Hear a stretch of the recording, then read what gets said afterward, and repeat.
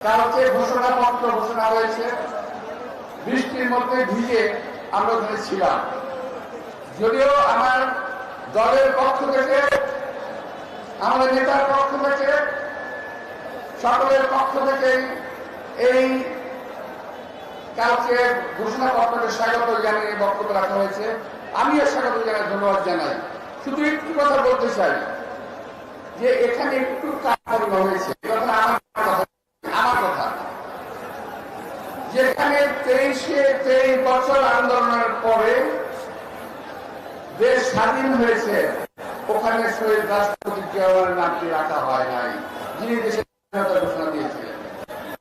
7ই নভেম্বরের ঘোষণায় 7ই নভেম্বরের যে বিপ্লব ডিমান্ড করে জিয়া রহমানের নাম, সেখানে সেটা আসে নাই।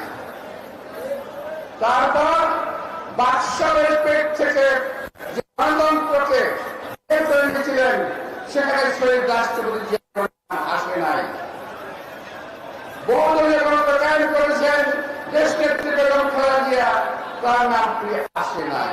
এটা আমাকে অত্যন্ত পীড়া দিয়েছে বলে আজকে আমি জনগণের সামনে তুলে ধরলাম।